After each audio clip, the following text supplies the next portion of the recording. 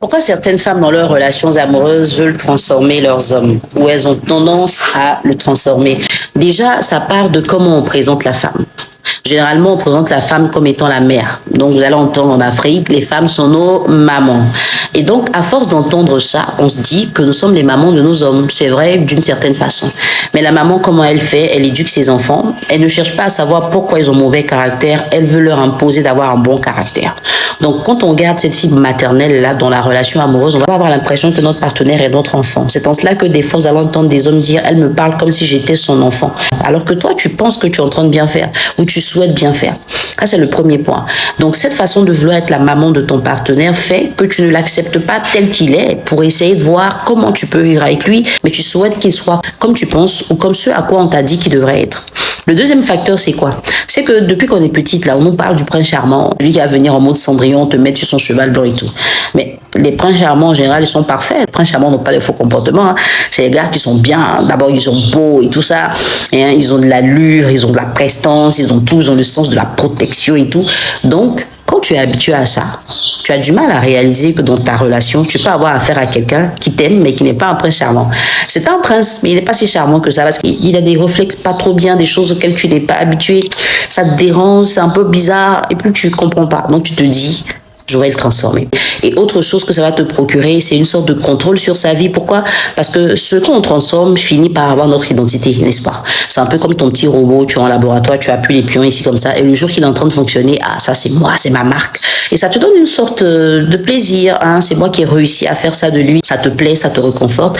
Et des fois aussi, tu as l'espoir que la personne peut changer, hein?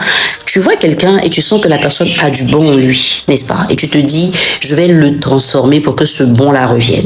À la base, l'intention n'est pas mauvaise, hein. L'idée n'est pas mauvaise. Si tu as déjà cherché à transformer un homme ou que tu as l'habitude de le faire, tu vas te reconnaître dans ce genre de conséquences-là que vous vivez dans la relation.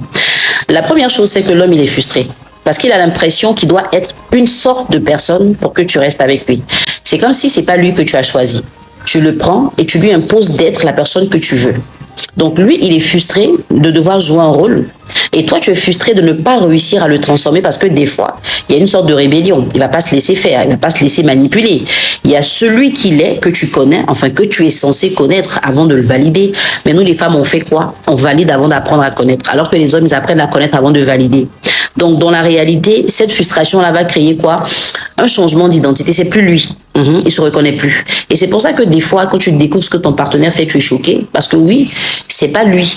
C'est quelqu'un d'autre. Parce que tu l'as pas laissé être lui. Tu t'es convaincu qu'il doit être ce que tu penses. Il fait des choses qui n'ont rien à voir avec ce que tu as prévu, ce à quoi tu as pensé. Tu es choqué et ça traumatise. Mais ton partenaire va des fois s'opposer à toi. Il va avoir une sorte de rébellion. Ça va créer des conflits. Vous allez avoir plus de raisons de vous disputer que de raisons de fusionner. Comme si tu es chez un tuteur, on t'impose de faire ci, de faire ça. Tu fais, pas parce que tu as envie de faire, mais tu le fais parce que tu veux garder ta place chez ce tuteur-là le temps de l'année scolaire. Mais ce qui arrive, c'est que quand l'année est en train de finir, là, ton vrai comportement sort. Parce que tu te dis, je vais partir chez mes parents. C'est la même chose qui arrive dans la relation. Et finalement, tu n'as pas un homme vrai en face de toi. Tu n'as pas un homme authentique en face de toi. Il va te dire des choses qu'il ne pense pas. Il va te dire des choses qu'il ne veut pas. Et tu vas croire que tu es dans une bonne relation. Il y a des mentalités que tu dois pouvoir déconnecter de ton esprit. Sinon, tu vas avoir trop de chagrin.